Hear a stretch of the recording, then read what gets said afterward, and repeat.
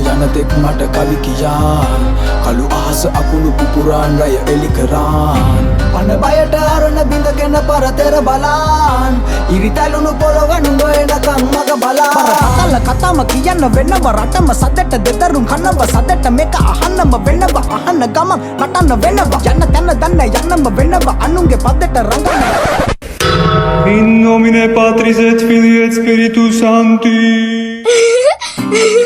මගෙත් ඕක තමයි වැදුනේ. මං කොටයිනේ මගේ ඔළුවට වැදුනේ.